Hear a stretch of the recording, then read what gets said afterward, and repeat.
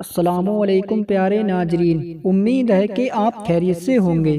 آج کی اس ویڈیو میں بات کرنے والے ہیں حضرت فضیل بن عیاض کی زندگی سے تعلق ایک اور امیزنگ بیان آپ کے سامنے پیش کریں گے جس کو آپ نے پہلے کبھی نہیں سنا ہوگا۔ ویڈیو شروع کرنے سے پہلے آپ سے ایک گزارش ہے، ویڈیو لاسٹ تک ضرور دیکھیں۔ چلیے ویڈیو شروع کرتے ہیں۔ ایک بار کا واقعہ ہے کہ ایک رات ہارون رشید نے فضل برمکی کو حکم دیا کہ مجھے کسی درویش سے ملوا دو۔ چنانچہ وہ حضرت سفیان کی خدمت میں لے گیا۔ دروازے پر دستک دینے کے بعد جب حضرت سفیان نے پوچھا کہ کون ہے تو فضل نے جواب دیا کہ امیر المومنین ہارون رشید تشریف لائے ہیں۔ سفیان نے فرمایا کہ کاش مجھے پہلے سے علم ہوتا تو میں خود استقبال کے لیے حاضر ہوتا۔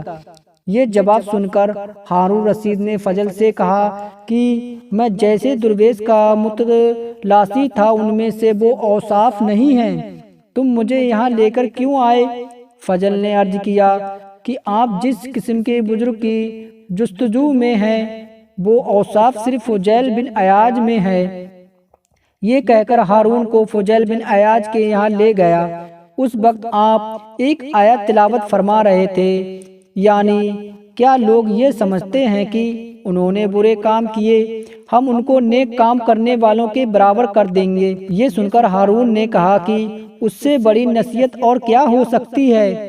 پھر جب دروازے پر دستک دینے کے جواب میں حضرت فضیل نے پوچھا کہ کون ہیں تو فضیل برمکی نے کہا کہ امیر المومنین تشریف لائے ہیں۔ کہ آپ نے اندر ہی سے فرمایا کہ ان کا میرے پاس کیا کام اور مجھے ان سے کیا واسطہ؟ میری مشغولیت میں آپ لوگ حیران ہرگز نہ ہو۔ لیکن فضل نے کہا اولو الامر کی اطاعت فرض ہے۔ آپ نے فرمایا کہ مجھے اذیت نہ دو۔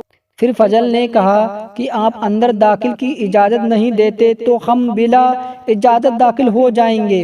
آپ نے فرمایا میں تو اجازت نہیں دیتا، ویسے بلا اجازت داخل میں تم مختار ہو۔ جب دونوں اندر داخل ہوئے تو آپ نے شمع بجھا دی تاکہ ہارون کی شکل نظر نہ آئے، لیکن اتفاق سے تاریکی میں ہارون کا ہاتھ آپ کے دست مبارک پر پڑ گیا تو آپ نے فرمایا کہ کتنا نرم ہاتھ ہے، کاش جہنم سے نجات حاصل کر سکے۔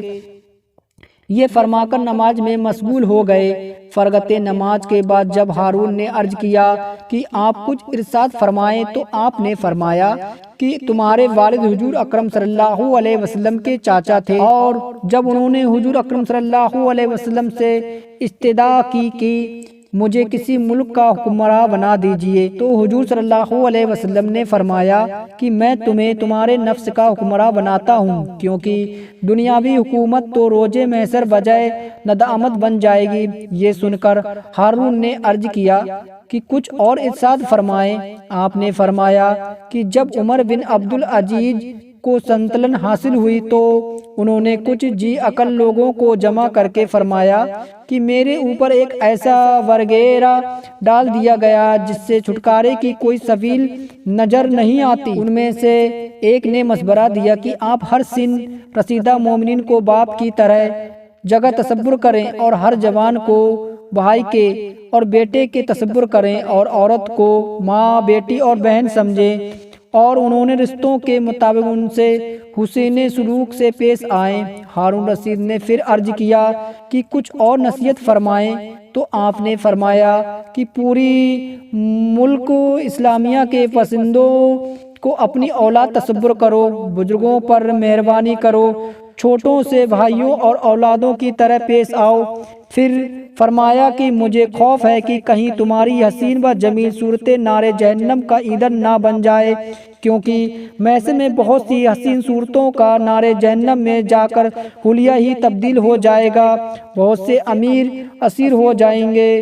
اللہ سے خوف رہتے ہوئے محشر میں جواب دہی کے لیے ہمیشہ چوکس رہو، کیونکہ وہاں تم سے ایک ایک مسلمان کی باج پرس ہوگی۔ ہماری کلمرو میں ایک غریب عورت بھی بھوکی سو گئی تو محشر میں تمہارا گریبان پکڑ لے گی۔ ہارون پر یہ نصیحت آمیز گفتگو سنتے سنتے گسی طاری ہو گئی اور فضل برمکی نے حضرت فضیل سے کہا کہ جناب بس کیجئے، آپ نے تو امیر المومنین کو نیم مرادہ ہی کر دیا۔ حضرت فضیل نے فرمایا کہ یہ ہمنا خاموش ہو جاؤ، میں نہیں بلکہ تو نے اور تیری جماعت نے ہارون کو زندہ درے گور کر دیا ہے۔ یہ سن کر ہارون پر مزید رقت طاری ہو گئی اور فضل برمکی سے کہا کہ مجھے فرعون تصور کرنے کی نسبت سے تجھے حامان کا خطاب دیا ہے۔ پھر ہارون نے پوچھا کہ آپ کسی کے مرکز تو نہیں ہیں؟ فرمایا بے شک اللہ تعالیٰ کا قرض دار ہوں، اس کی ادائیگی صرف اطاعت ہی سے ہو سکتی ہے، لیکن اس کی ادائیگی بھی میرے بس سے باہر ہے، کیونکہ محشر میں میرے پاس کسی سوال کا جواب نہ ہوگا۔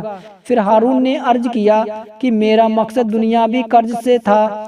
آپ نے فرمایا کہ اللہ تعالیٰ کی عطا کردہ نعمتیں ہی اتنی ہیں کہ مجھے قرض لینے کی ضرورت نہیں۔ پیارے دوستو، اگر آپ کو یہ ویڈیو اچھی لگی ہے تو کمنٹ کر کے ضرور بتائیں، اور ہمارے حوصلہ افزائی کے لیے چینل کو سبسکرائب، لائک و شیئر کریں۔